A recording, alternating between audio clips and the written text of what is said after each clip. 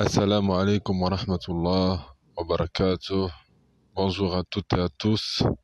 Paix et bénédiction sur le prophète, sa famille, ses amis, ainsi que tous ceux qui le suivront de bonne foi jusqu'au jour du jugement dernier. Alors, le sujet, cette fois-ci, c'est très important. Écoutez bien ce que je vais vous dire parce que nous sommes vraiment dans une période très compliquée. Et voilà, donc c'est mon devoir de faire passer le message, ne serait-ce qu'un verset. Et puis après, vous en faites ce que vous voudrez. Ça, c'est votre problème.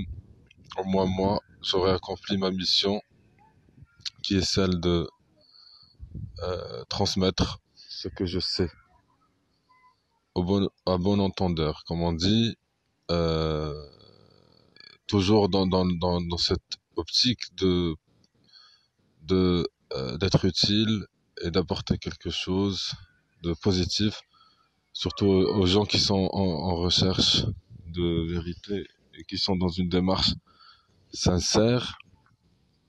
Donc voilà, un petit peu pourquoi je reviens toujours sur cette question-là et je répète souvent les mêmes choses. C'est parce que c'est important et parce que j'ai l'impression que les gens ils cherchent pas à trop faire des efforts, trop se compliquer la vie. Ils aiment la facilité, alors que la vérité, ça a un prix. Si vous voulez le franc-parler, euh, ça a un prix. Si vous voulez la vérité, ça a un prix. Donc moi, je sais que j'en paye le prix.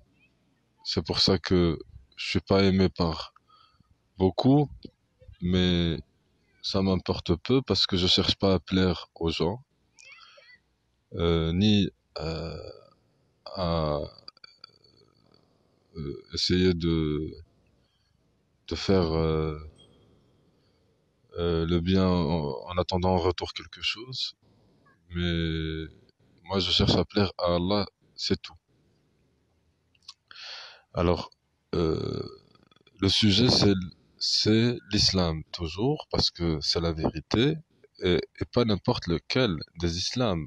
Parce que là aussi, je suis venu vous porter certaines informations pour éclaircir certaines choses, parce que l'islam, il y a l'islam, le vrai islam, et il y a donc l'islam authentique, et il y a le faux, celui que l'on trouve dans les pays soi-disant musulmans, pays du Maghreb, pays arabes, où il y a énormément de mosquées, certes, où il y a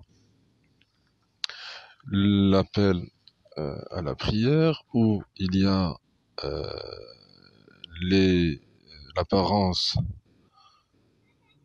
islamique, où il y a toutes les fêtes et tout ça, bon, mais le fond, il est hypocrite, c'est-à-dire que les imams, donc, et pour comprendre ça, c'est très simple à comprendre. Moi, je vais vous l'expliquer tout ça simplement et clairement. Et c'est tout à fait logique parce que si vous prenez les pays soi-disant musulmans, par exemple, l'Arabie Saoudite, le Maroc, l'Algérie, la Tunisie, je ne sais pas, la France, etc., il y a des mosquées, il y a des imams. Il suffit juste de se poser la question et d'analyser un tout petit peu et de se poser la question de se dire, attendez, ok, la mosquée, elle est là, dans tel ou tel quartier, le quartier, il se trouve dans telle ou telle ville ou village, et la ville, elle se trouve dans tel ou tel pays. Donc, l'imam en question qui gère la mosquée, qu'est-ce qu'il fait lui? C'est quoi? C'est un imam, ok. Quelles sont ses conditions de vie, etc. Donc on va trouver rapidement la réponse. Donc c'est quelqu'un qui est un fonctionnaire de l'État et qui le finance donc qui lui paye son salaire à la fin du mois ou à la fin de, je ne sais pas comment ils sont organisés, eh ben, on va trouver le ministère des Affaires islamiques de tel ou tel pays. Et quand on voit le, la gouvernance du, du dit pays, on voit très bien que il n'est pas géré, c'est pas un pays islamique, parce il y a tout un tas de choses qui sont contraires au règlement de l'islam. Je vous donne un exemple simple.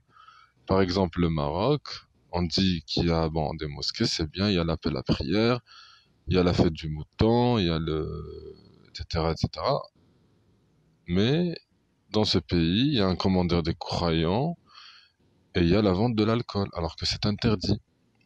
Dans ce pays, il y a euh, l'intérêt, la banque, les banques qui fonctionnent avec un système d'intérêt, alors que dans la religion, c'est interdit. Donc ça, c'est juste des exemples simples, et ça peut s'étaler sur tout un tas d'aspects tous les aspects de la vie, à part peut-être les questions de l'héritage et du mariage, quoique ils sont aussi réformés à la sauce euh, de, de, de l'État, mais tout le reste, par exemple les jeux de hasard, c'est interdit. Et ça existe dans ces pays-là. Et puis, les vrais musulmans sont persécutés, sont en prison, sont... Vous voyez ce que je veux dire? Ceux qui euh, sont véridiques, sincères dans leur démarche. Alors que les imams corrompus, qui cachent une grande partie du livre, eh ben, eux, ils sont protégés. Et puis, tant que, bon, ils vont réciter les versets du Coran, quelques récits prophétiques, et tant qu'ils vont pas toucher à la politique, à l'économie, donc, ils seront tranquilles. Ils n'auront pas de problème, ils seront bien payés, et ils iront faire le pèlerinage tous les ans, etc., etc., tous les avantages, etc., etc. Et puis il y a aussi une autre question, ce sont aussi des gens qui font du commerce avec la religion, parce que tous ces imams, pas tous, mais la plupart, euh, que bon, moi c'est par expérience que je dis ça, par exemple, comme il y a par exemple, donc on connaît très bien les 5 piliers de l'islam, l'attestation de foi, la prière, la zakat, euh, le jeûne pendant le ramadan et le pèlerinage quand la personne a la possibilité de le faire. Donc justement pour revenir à cette question de zakat qui est l'aumône, en fait qui est aussi un des piliers fondamentaux de l'islam, et qui est l'aumône purificatrice, où il faut donner une partie pour les gens riches de leur argent tous les ans, mais à qui le donner puisqu'il n'y a pas de véritable pays islamique. Normalement, il doit y avoir une banque islamique, une banque, pas véritablement une banque, mais une maison d'argent où les riches déposent leur argent, l'argent qui est destiné aux pauvres, tout simplement. Donc ça s'appelle une maison de dépôt. Donc le système, il est simple, mais ça, ce n'est pas tout à fait exactement ce que l'on trouve. On trouve des bandits, la plupart, pas tous, mais ceux que j'ai connus moi au moins dans les mosquées, que ce soit en France ou au Maghreb, ou ça doit être la même chose dans le reste des pays qui se prétendent être des pays musulmans. Euh, la zakat, ils ramassent, par exemple, moi je les ai vus pendant le Ramadan, puisque c'est un mois où ils ramassent de l'argent, ils ramassent énormément d'argent, et pendant tout le mois, par exemple, qui soi-disant vont le redistribuer aux plus démunis, eh ben ils le partagent entre eux. Ils créent une association de la mosquée, du quartier, je ne sais pas. Et à la fin du mois, que dalle, les pauvres, ils ont rien. C'est l'imam, c'est le directeur de l'association ou le président de l'association. Ils se partagent ça entre eux et ramassent des centaines de milliers d'euros et tous les ans et même toute l'année, pas que le mois de Ramadan, ils font ça toute l'année.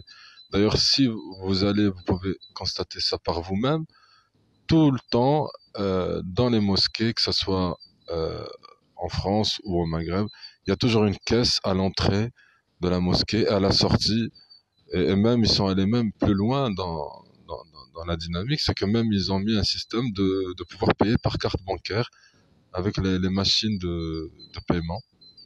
Donc vous voyez comment ils font du business et j'en passe. Et même j'ai entendu dire qu'il y a même maintenant des formations payantes pour apprendre les gens à faire la prière. Donc ils font du commerce avec la religion.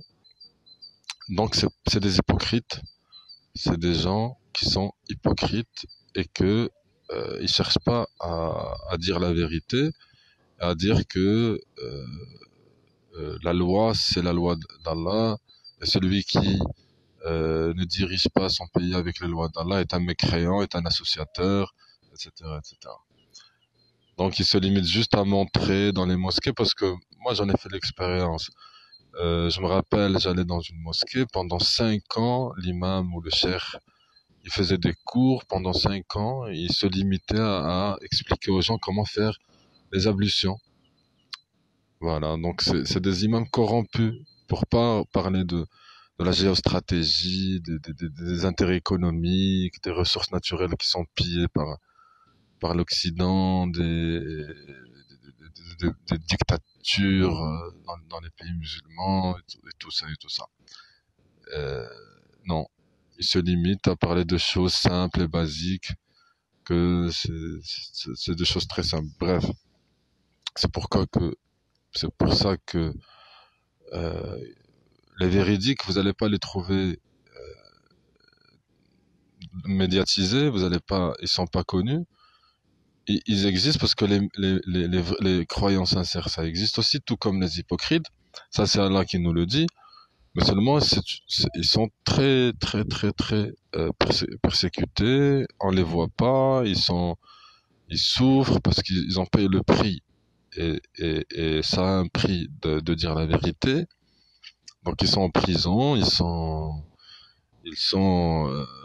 voilà, persécutés par les dictateurs qui sont hypocrites, qui sont déguisés en musulmans. Donc c'est pour ça que je vous dis qu'il faut faire très attention entre le vrai et le faux islam, parce que même dans l'islam, il y a le hadith qui dit qu'il y a plusieurs groupes. Il doit y avoir au moins 70 ou quelque chose comme ça. Et tous ces groupes sont égarés, sont en enfer. Et il y a un seul qui est véridique. C'est le groupe, en fait, c'est même pas un groupe, c'est la personne qui suit le Coran authentique. Donc le Coran qui peut pas être modifié parce qu'il est protégé. Et puis qui suit l'exemple du prophète sallallahu alayhi wa sallam. C'est tout. Donc il suit aucun islam, ni l'islam des soufistes, ni des salafistes, ni des chiites, ni des je ne sais pas quoi. Donc il y en a plein. Et ça même sur le terrain, vous allez le remarquer. Il y a plusieurs écoles, plusieurs courants, plusieurs mouvements. Ça, je l'ai déjà dit, je le répète. Et tout ça, c'est que des manipulations euh, qui euh, qui sont là pour servir les intérêts des sultans, voilà, des États, parce que ils sont tellement infiltrés, manipulés que c'est pas le vrai islam. Donc là, on parle du vrai islam. C'est l'islam comme il a été descendu, qui est la vérité, qui est la dernière révélation, et que voilà, c'est aussi simple que ça. Il faut pas trop chercher à se compliquer, ni suivre, ni besoin de suivre aucun gourou ou des gens qui essaient de manipuler, alors que quelqu'un de véridique, il va dénoncer le mal, il va ordonner le bien. C'est quelqu'un qui fait les 5 piliers, mais pas que. qui fait aussi le djihad de nafs, c'est-à-dire euh, combattre l'ego surdimensionné, combattre le mal sous toutes ses formes, dénoncer euh, tout ce qui n'est pas bon et ordonner le bien, faire les bonnes œuvres, avoir un bon comportement, invoquer Allah le Tout-Puissant, faire la remémoration, le rappel de Allah, le dhikr, comme on dit, etc., etc. Donc c'est tout un tas de choses. Aider son prochain, récolter l'argent de la zakat et le redistribuer équitablement aux plus démunis, de manière qu'il n'y ait plus aucune personne qui souffre, comme on le voit maintenant, parce qu'il y a beaucoup d'injustice. Donc faire en sorte qu'il y ait de la justice sur terre, mettre en place des mesures pour voilà, que ce soit plus juste. Donc c'est la volonté d'Allah qui doit être établie, et le croyant sincère, il doit être dans cette dynamique, dans cette démarche. C'est pour ça Allah dit, ceux qui communiquaient les messages d'Allah le craignaient et ne redoutaient nul autre qu'Allah, et Allah suffit pour tenir le compte de tout. Donc celui qui place toute sa confiance en Allah, Allah le suffit. Et c'est ça la question importante qu'il faut se poser. Et les mesures dont je parle, les mesures à prendre au fait de transmettre le message. Quand il s'agit de transmettre le message et craindre Allah seulement, Allah, c'est important d'être aussi patient, parce que c'est un long cheminement euh, où il y a beaucoup d'obstacles, où il y a beaucoup qui vont pas aimer ce cheminement. Ils vont essayer de créer des obstacles, d'essayer d'humilier, de rabaisser la personne, de lui faire des obstructions et tout un tas de choses, parce que c'est le chemin de la vérité qui est très dur. Il faut pas croire que c'est pour ça qu'il faut être patient, endurant et invoquer beaucoup Allah, et même face à l'ennemi. Il faut pas avoir peur des créatures, parce que ça reste des créatures, et même invoquer tout le temps. Et même, comme je l'ai dit, face à l'ennemi, comme le dit le verset, ô vous qui croyez, lorsque vous rencontrez une troupe ennemie, soyez fermes et invoquez beaucoup Allah réussir, afin de réussir. Donc, mes chers amis, mes chers auditeurs, chers frères et sœurs, invoquez beaucoup Allah et placez toute votre confiance en lui, et ne craignez rien du tout. Ne craignez rien ni personne. Ne craignez même pas, même pas personne. Ne craignez pas les gens, mais craignez Allah, et placez toute votre confiance en lui. Et vous allez trouver une grande victoire, une grande satisfaction, un apaisement comme jamais vous pouvez l'imaginer.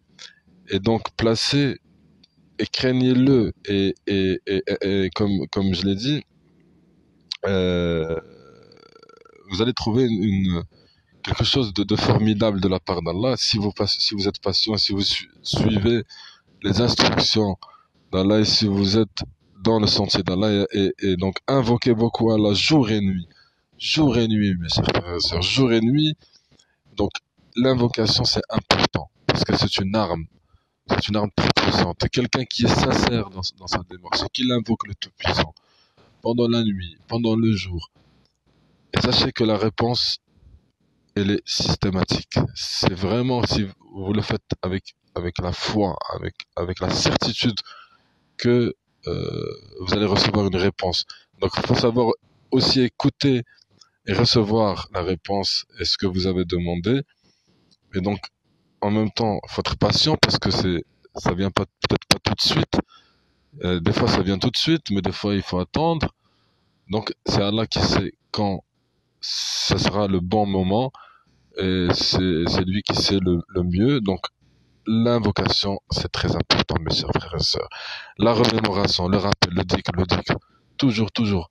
Le, euh, la remémoration, c'est-à-dire euh, faire le rappel, toujours.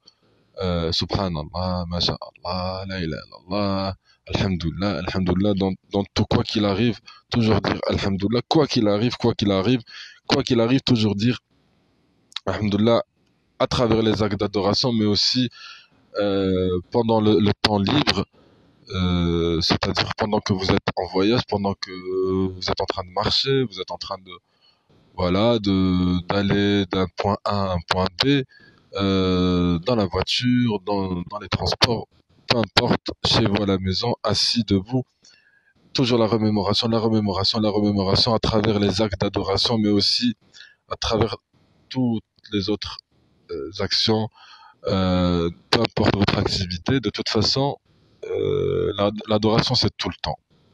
C'est les actes techniques, c'est-à-dire la prière, le jeûne et tout ça, mais aussi l'adoration dans sa globalité, c'est-à-dire la bonne attitude, le bon comportement, la bonne réflexion et voilà, les bonnes œuvres, les belles et bonnes actions, comme on dit. Donc tout ça c'est très important. Pourquoi?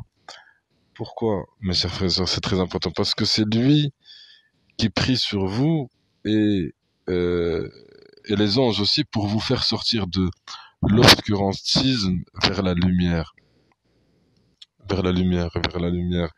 Donc c'est si euh, tu, tu vois la lumière d'Allah, la lumière du bonheur, si tu vois la guidance vers Allah, il faut que tu te redresses, tu suis les instructions et voilà. Donc si tu veux tout ça, si tu veux la félicité, la victoire, si tu veux la clairvoyance, la lumière, si tu veux le bonheur, le succès, comme on dit, la réussite, euh, ici-bas et là-haut, comme on dit, la réussite, c'est ça, ce que les gens ils cherchent, le bonheur, le succès, l'argent, la réussite.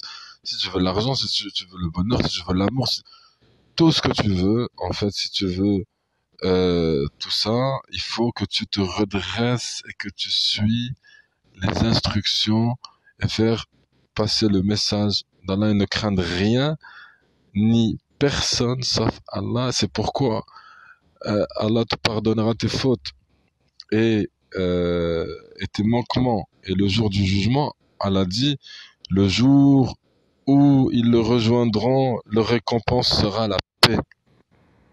Et il leur est préparé une généreuse récompense. Ô prophète, nous t'avons envoyé pour être témoin, annonciateur, avertisseur. C'est pour ça, mes chers frères et sœurs, que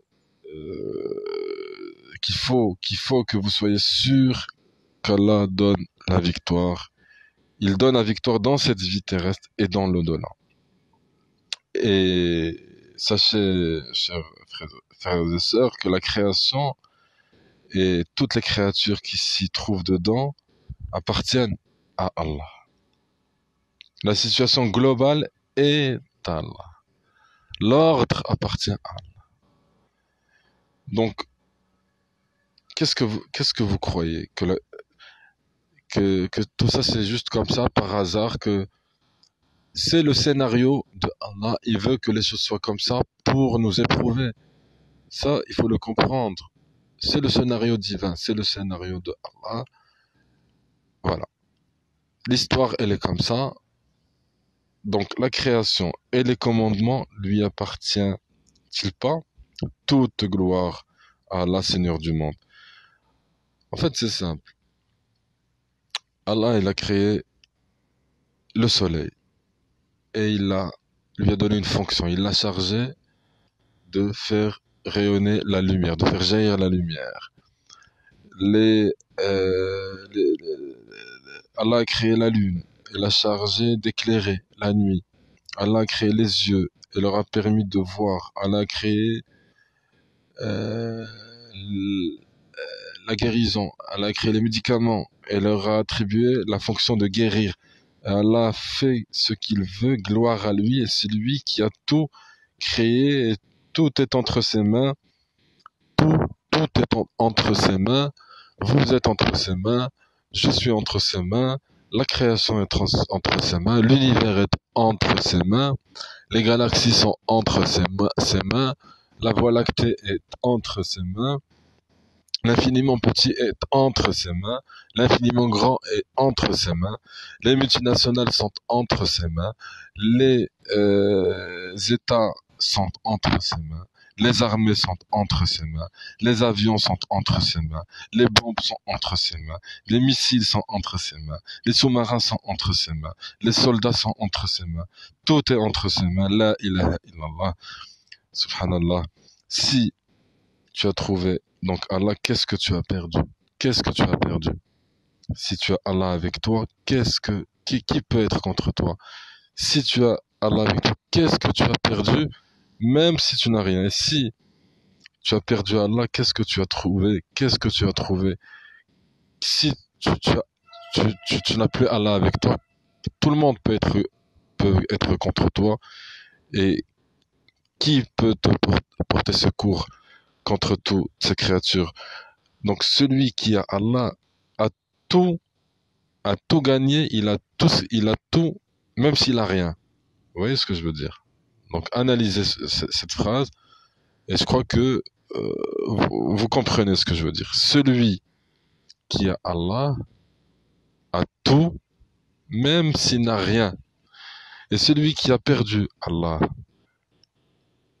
même s'il a tout, il n'a rien en fait.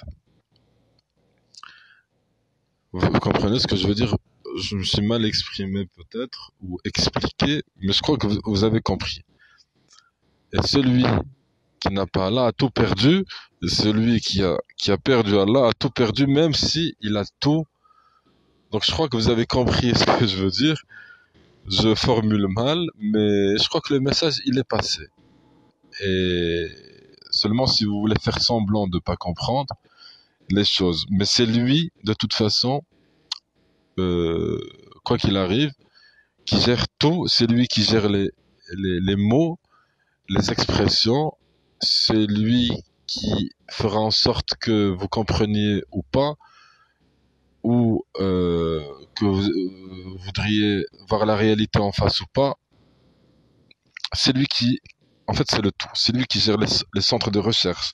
C'est lui qui gère les pays, les gouvernements, les chefs de gouvernement, c'est la sécurité, les services secrets, l'Amérique, Israël, l'Europe, tout ce que vous voulez. En fait, c'est le Seigneur des mondes. C'est lui qui gère tous les pays du monde et leurs armées. Et c'est lui qui donne la gloire à qui il veut. Et c'est lui qui humilie qui il veut, qui donne la victoire à qui il veut.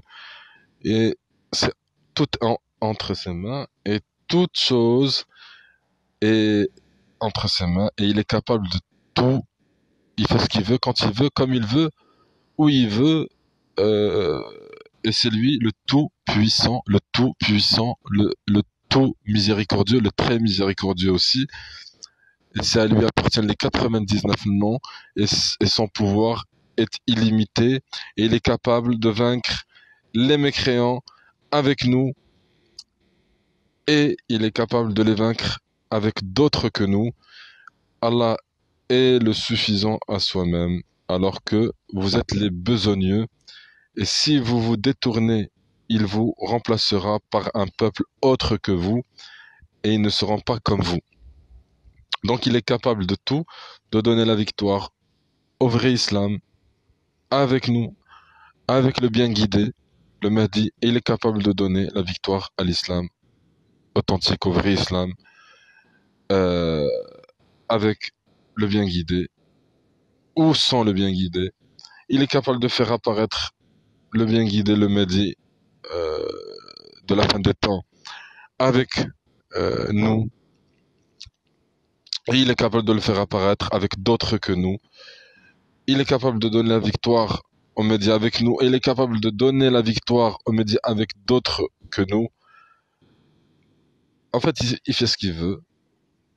Et son pouvoir est illimité. Et il donne la gloire et la victoire à qui il veut. Et il humilie qui il veut.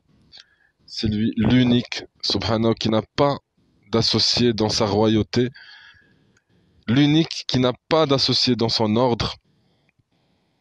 Tout est entre ses mains, subhanallah. Donc pour pas être trop long, je crois que bon, moi j'essaie de faire passer le message. Vous êtes libre de l'écouter ou de ne pas l'écouter, de prendre en considération ce que vous avez écouté ou de ne pas le prendre en considération. De toute façon, Allah subhanahu wa ta'ala n'a pas besoin de vous, n'a pas besoin de nous, mais nous avons besoin de lui. Nous avons besoin de lui et, et voilà. Donc vous pouvez ignorer, faire semblant que vous n'avez pas compris. De toute façon, Allah guide qui il veut et égare qui il veut. Moi, je sais que c'est la vérité ultime et que euh, malheur à ceux qui ont choisi de troquer leur vie éternelle, qui est éternelle, pour du clinquant, pour une vie d'illusion qui est éphémère et euh, qui n'est qu'une illusion en fait, et de troquer leur vie éternelle par du clinquant, pour une seconde, parce que la vie en fait c'est un laps de, c'est une seconde, même pas si on veut la comparer avec l'éternité. C'est même pas, c'est comme si, voilà, tu dors, tu te réveilles, hop, c'est fini. Mais la vraie vie, mes chers frères et sœurs, c'est pas ici-bas. Ici-bas, c'est juste un test, une épreuve. Allah, il nous teste, il nous teste pour voir qu'est-ce qu'on va faire. On a le libre arbitre, toujours, mais c'est juste pour le test. Ne croyez pas que vous êtes des créatures, que vous pouvez faire quelque chose. Vous pouvez rien faire. C'est Allah qui peut tout faire. Et, et vous avez juste un semblant voilà, de pouvoir mais en fait, vous n'êtes rien. Et moi, y compris dans l'histoire, je suis éprouvé, donc je fais ce que j'ai à faire. Je ne crains rien ni personne parce que je crains Allah et je sais qu'il est avec moi. Parce que je lui demande. Et j'ai déjà eu des réponses, c'est par expérience. Et je lui demande toujours parce que j'ai toujours besoin de lui. Dans tout. Et je sais qu'il est présent, qu'il y a une force extraordinaire. Malgré que je reçois du mépris de la plupart des gens parce que je dis la vérité, parce qu'ils aiment pas le franc-parler. Mais ça m'est égal. Ça m'intéresse même parce que ça me permet d'avoir du temps, ça me permet de réfléchir quand tout le monde est dans l'indifférence et dans, pas tous, mais la plupart, c'est le monde dans lequel on vit. Ça m'étonne pas. Je sais, voilà, pourquoi? Parce que nous sommes dans un monde, voilà, comme il est. Mais moi, ça m'arrange parce que ça me permet d'être encore plus proche d'Allah. Et, et moi, je cherche pas à plaire aux gens. Mais alors là, aucunement. Mais à plaire à Allah. Et faire de mon mieux pour faire ce qu'il nous demande de faire. C'est pas facile, mais c'est faisable, puisqu'il nous demande de le faire. C'est lui qui nous a créés, donc il nous connaît très bien. C'est lui qui nous a conçus, donc il sait très bien s'il va nous demander certaines choses, c'est parce que c'est possible de le faire. Et puis c'est pour notre bien. Et s'il nous demande de pas faire certaines choses, c'est aussi pour notre bien. Donc voilà, mes chers amis, mes chers frères et sœurs, le scénario il est comme ça. Le Coran il est là, le message il est clair. Allah nous a prévenus, il nous a parlé de tout. il n'a rien laissé au hasard. Donc, les hypocrites sont là, ils sont nombreux. Faire très attention, les fausses barbes et compagnie et tout ça, les fausses sœurs et tout ça, les niqas, celles qui se cachent derrière le voile aussi. Après, jamais généraliser parce qu'il y a aussi les croyants sincères. Parce qu'Allah nous le dit aussi. Il y a tout un verset qui s'appelle les hypocrites. Et il y a tout un verset aussi qui s'appelle les croyants sincères. Donc, donc à vous de faire la part des choses, de faire attention, de faire l'analyse, euh, de manière à faire la différence entre le croyant sincère et l'hypocrite. Et il nous a parlé des juifs, et il nous a parlé des chrétiens, et il nous a parlé des musulmans. Donc, il y a tout, des animaux, de la création, des prédécesseurs, des prophètes. En fait, il y a tout ce dont on a besoin, tout ce qui concerne tous les aspects de la vie, avec l'exemple du prophète sallallahu alayhi wa sallam. Euh, les récits authentiques, là aussi, il faut faire très attention parce qu'il y en a énormément et très peu sont authentiques. Donc là aussi, c'est un effort qu'il faut faire d'analyse, de recherche, de savoir bien euh, bien savoir faire de trouver le bon du faux, des récits qui vont dans le sens du Coran et tout ça. Donc tout ça c'est des efforts, c'est un cheminement et voilà, c'est pour ça que moi j'essaie aussi de faire un effort de ma part au monde de la francophonie, comme on dit, puisque toutes les langues appartiennent à Allah.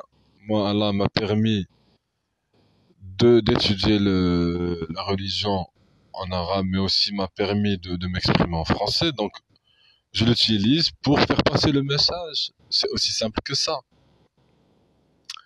En français, parce que pour les francophones qui savent pas.